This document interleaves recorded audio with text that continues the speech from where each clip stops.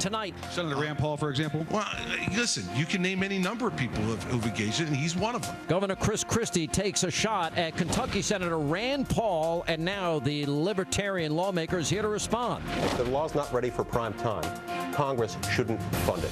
We take you behind the scenes of the battle to defund Obamacare. I'm sitting here because I love him. I love him. I respect him. I believe in him. We expose the eerie similarities between two of the most talked about scandals in American history. The right-wing spin machine doesn't want an honest conversation.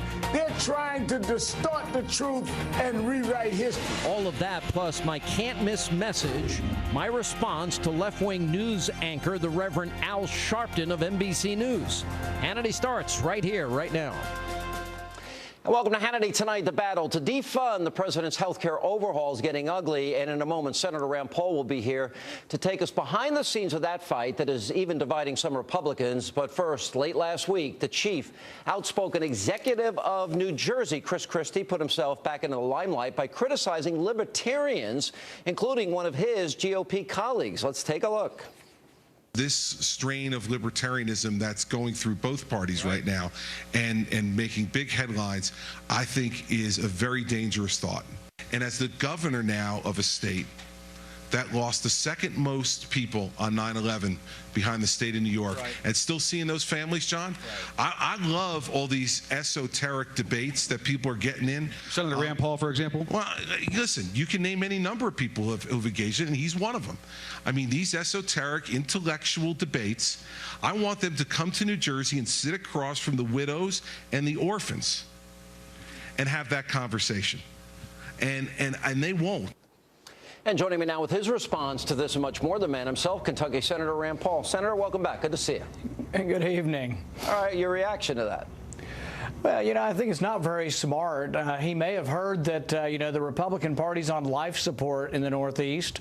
Republicans are in danger of becoming an endangered species, so it's not real smart for Republicans to be attacking Republicans. But I would remind him that I think what's dangerous in our country is to forget that we have a Bill of Rights, to forget about privacy, to give up on all of our liberty to say, oh, we're going to catch terrorism, but you have to live in a police state. And it's really, I think, kind of sad and cheap that he would use the cloak of 9/11 victims and say, oh, I'm the only one who cares about these victims. Hogwash. If he cared about protecting this country, maybe he wouldn't be in this gimme, gimme, gimme, gimme all the money you have in Washington or don't have, and he'd be a little more fiscally responsive and know that the way we defend our country, the way we have enough money for national defense, is by being frugal and not by saying gimme, gimme, gimme all the time. All right, I think you just ratcheted up the battle among Libertarians and the New Jersey governor. Well, let me go. I think specifically what he was referring to is your criticism of the NSA. Now, I support the Patriot Act and data mining, but the Patriot Act, Jim Sensenbrenner, who wrote that bill, did not include what happened with the NSA. So there is a distinction, is there not? Well, you're exactly right, and we fought the American Revolution over the fact that we didn't want a warrant to apply to millions of people. The Fourth Amendment says it has to be a specific person, a place, and you have to name the items, and you have to go to a judge, and you have to say there's probable cause. And here's the thing, I'm all for getting terrorists. I'm all for, if I were the judge, absolutely say yes, get the records. But I'm for spying on terrorists. I'm not for spying on every American. And so people like the governor who are, I guess, flippant about privacy, flippant about the Fourth Amendment, and flippant about the Bill of Rights, they do an injustice to our soldiers. Our soldiers are laying their life on the line for the Bill of Rights. So if we're not going to stand up for the Bill of Rights and we're going to say, at all cost, we don't care about liberty, then I think it's really a mistake and we've gone too far. Does the Patriot Act, as Jim Sensenbrenner, the author, says, prohibit exactly what was going on with the NSA? Doesn't it specifically prohibit what they were caught doing? Yeah, Senator Wyden's been saying this for 3 years. They are secretly interpreting the Patriot Act to mean something that even the authors of the Patriot Act said it did not intend to do. The Patriot Act does allow them to look at some records, but it's still supposed to be individualized. It's not supposed to be millions of Americans with one warrant. That is not what the Fourth Amendment intended. It's also not even what the Patriot Act intended. All right, let's go to the issue.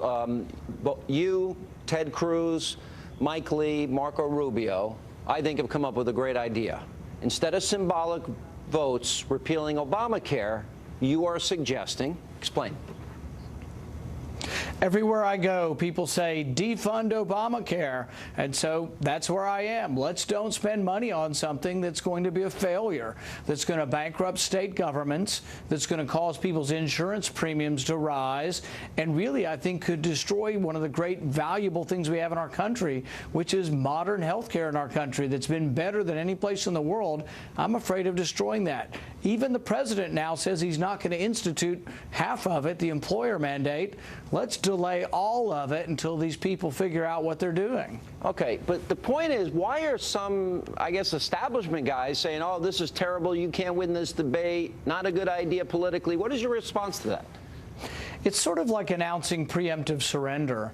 We don't have control of the government. We don't control the Senate and the presidency, but we do control the House.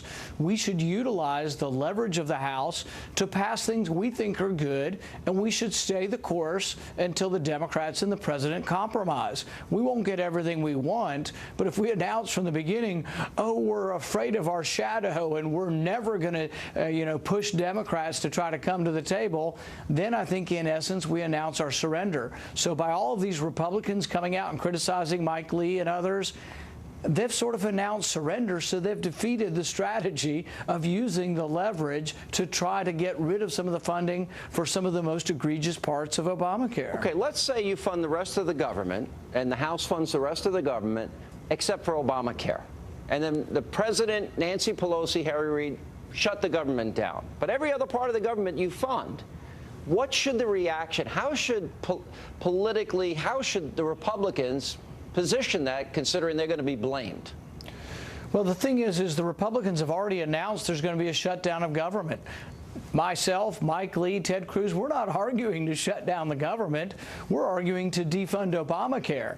But the Republicans that are announcing surrender, they've already taken the next leap. They're saying, oh, you want to shut down government? No, we don't. We want to defund Obamacare. We want to defund a disastrous program that is going to bankrupt state governments, is going to bankrupt individuals, is going to cause people to lose their insurance, and is going to really hurt precisely the people you want to help, the working class people who are working hourly jobs at McDonald's or Burger King or doing the service industry. We're afraid they're going to lose hours and become part-time workers as people discover how expensive insurance is going to be. We're standing up for what we believe in, and we want to use the leverage of the people who voted for us to try to get reform in government. I don't see how anybody could criticize that.